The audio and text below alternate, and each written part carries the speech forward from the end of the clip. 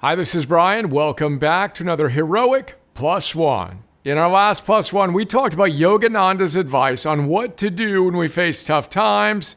As you may recall, the wise guru encouraged us to think of every trial as a pickaxe with which to dig into the soil of your consciousness and release the fountain of spiritual strength that lies within.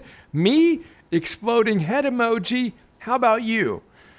Yogananda's wisdom and the idea of not complaining every time it gets hard makes me think of Rumi and some of his poetic wisdom on fearlessness from our notes on Rumi Daylight, in which Rumi tells us, and I quote, "This discipline and rough treatment are a furnace to extract the silver from the dross. This testing purifies the gold by boiling the scum away."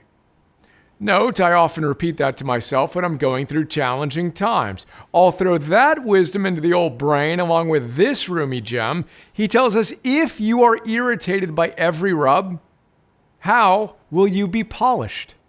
And that's today's Plus One. Are you facing any challenges? Of course you are, all caps. You're A, human, and B, a human committed to living heroically. Perfect. The question is, what thoughts are you allowing to permeate your mind?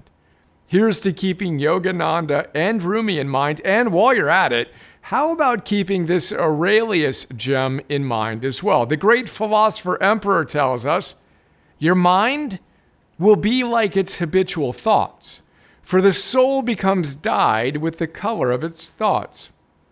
Soak it then in such trains of thoughts as, for example, where life is possible at all, a right life is possible. By the way, fun fact, anytime I think of Rumi, I think of a little philosophical pilgrimage I made when I was a young man with considerably more hair. After selling my first business, I became a philosopher, a lover of wisdom, and I read a lot and traveled a bit. As part of that, I studied Socrates in Athens, Jesus in Jerusalem, Rumi in Konya, Turkey, and Aurelius near the Danube in Hungary.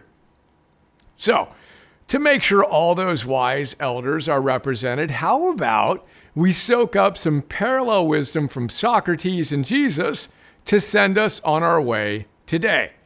In Discover the Power Within You, one of Oprah's all-time favorite books, by the way, check out the notes, Eric Butterworth tells us, and I quote, "The admonition to go the second mile relates to the right of the Roman soldiers in Jesus' time to compel subject peoples to carry their burdens for 1 mile. It was the imposition of despotism, but the subject people could do nothing about it. Jesus indicates an uncommon sense way of doing something about it. They could break their bonds of enslavement by doing what was demanded of them as if they really enjoyed doing it."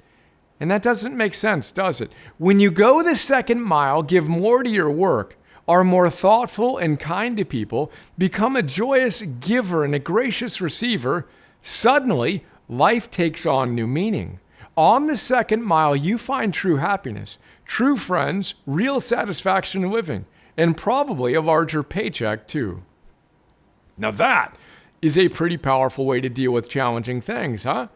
Then there's Socrates. Plato has him tell us in one of his dialogues, "I desire only to know the truth and to live as well as I can and to the utmost of my power.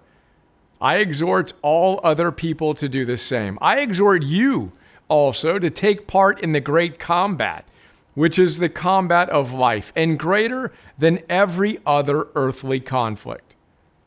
Amen. Here's to bringing a pickaxe to our challenges as we burn away the dross, soak our minds in right thoughts, go the extra mile, and joyfully engage in the great combat of life. Day one, all in. Let's go, hero.